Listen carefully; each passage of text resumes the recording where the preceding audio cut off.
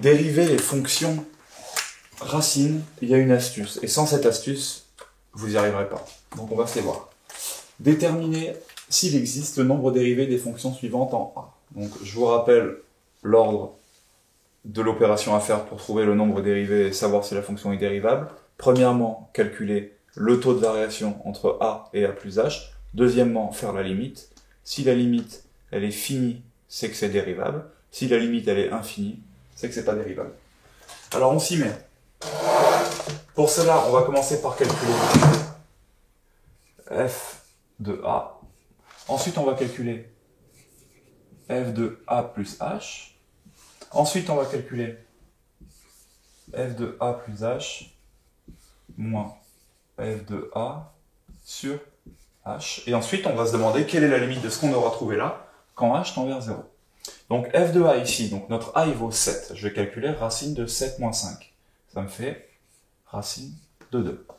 f de A plus H, donc je remplace x par A plus H. Ça me fait racine de 7 plus H moins 5. 7 moins 5, ça va me faire 2. Ça me fait racine de 2 plus H. On est parti là-dessus. Donc f de A plus H, racine de 2 plus H, moins f de A, pardon, racine de 2 divisé par H. Vous en êtes arrivé là, vous êtes content, vous vous dites, bon, bah, très bien, maintenant, troisième étape, je vais faire la limite de mon taux de variation quand H tend vers 0, et cette limite, elle va me donner le nombre dérivé, s'il existe. Sinon, ça sera plus l'infini moins l'infini, et ça voudra dire que la fonction n'est pas dérivable. Sauf que, qu'est-ce qui se passe quand on essaie de calculer la limite? Donc, je vais faire comme si H tendait vers 0. Si H tend vers 0, mon 2 plus H, il devient 2. Donc, je me retrouve avec racine de 2. Racine de 2 moins racine de 2, ça me fait 0. En bas, j'ai H qui tend vers 0. Donc je me retrouve avec 0 sur 0. Comment faire pour calculer une limite en 0 sur 0? En fait, on ne sait pas le faire. D'accord? Là, vous êtes vraiment face à ce qu'on verra plus tard comme étant une forme indéterminée. Donc, à partir du moment où vous vous retrouvez avec un 0 sur 0, vous ne pouvez plus rien faire. Donc, c'est là qu'intervient l'astuce. Ce qu'on va faire, c'est qu'on va multiplier en haut et en bas par cette chose-là, sauf qu'on va changer le signe. Donc ça va devenir racine de 2 plus H plus racine de 2. Et vu que j'ai pas le droit de le faire en haut si je le fais pas en bas, je le remets aussi. Racine de 2 plus H plus racine de 2. Et je peux rallonger mon trait. Vous allez me dire, qu'est-ce que ça a changé? Ben regardez bien. Maintenant, qu'est-ce que je reconnais comme forme là-haut? Je reconnais quelque chose de la forme A moins B, facteur de A plus B.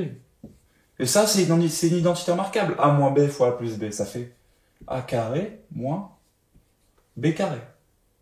Donc, tout le haut, je vais le remplacer par la forme développée qui est A carré moins B carré. Donc, mon A, c'était racine de 2 plus H, racine de 2 plus H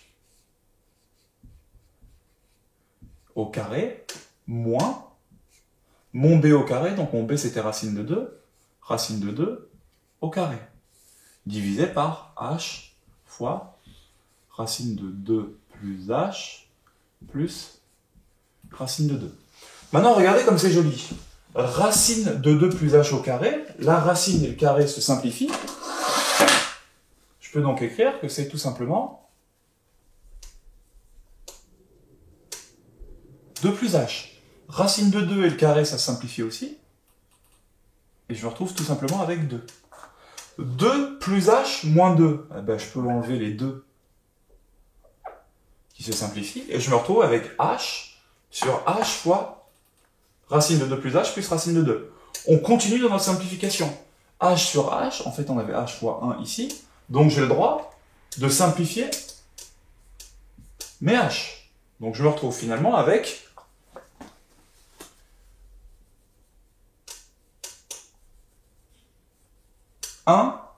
sur racine de 2 plus h plus racine de 2. On reprend notre histoire de limite. La limite quand h tend vers 0. Donc mon 1, il bouge pas. Mon racine de 2 plus h, il devient racine de 2.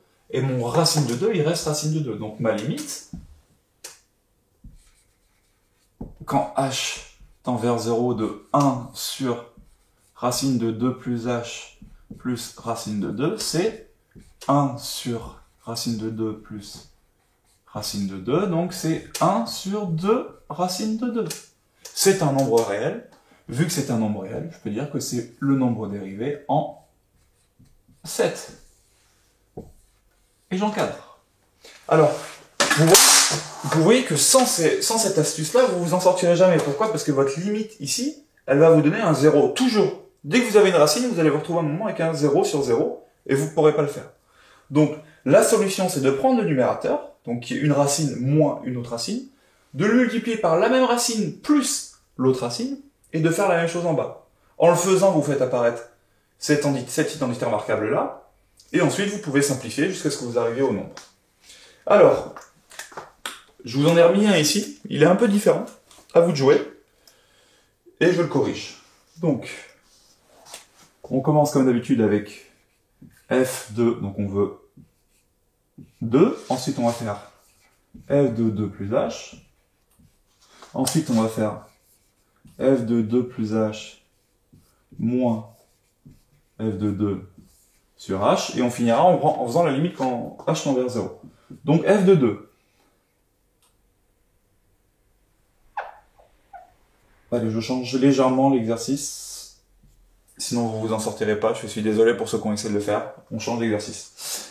Alors, racine de 2x moins 4 quand a vaut 2, donc 2 fois 2, 4, moins 4, ça fait 0, donc je me retrouve avec racine de 0, qui est tout simplement 0. f de 2 plus h, ça me fait racine de 2 fois... On va se le faire à la ligne, ça sera plus simple. Donc, f de 2 plus h, ça fait racine de 2 fois 2 plus h, moins 4. Racine de 2 fois 2, 4, plus 2 fois h, plus 2h, et je remets mon moins 4. J'ai mes 4 qui simplifient, il me reste racine de 2h.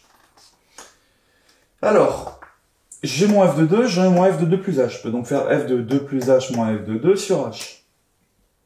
Ça me fait f de 2 plus h, racine de 2h, sur f de 2, enfin moins f de 2, donc moins 0, je l'écris même pas, bon, voilà, ça fait quand même, divisé par h. Et ça me fait donc racine de 2h sur h. Alors, on refait le coup de la limite. Je fais la limite de racine de 2h. Quand h tend vers 0, 2h tend vers 0, donc racine de 2h, ça tend vers 0. Donc au numérateur, j'ai 0.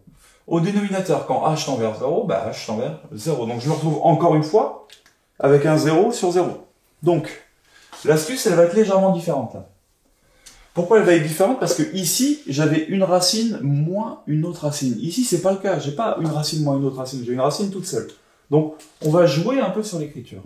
Donc, pour commencer, je vous rappelle que quand vous avez racine d'un produit, vous pouvez l'écrire comme le produit des racines. Donc, racine de 2h, ça va devenir racine de 2 fois racine de h. Maintenant, on va faire un autre jeu d'écriture. Notre h qui est là. On va dire que c'est racine de h fois racine de h. Pourquoi? Parce que h, c'est racine de h au carré, et c'est racine de h fois racine de h. Et bim, je peux simplifier.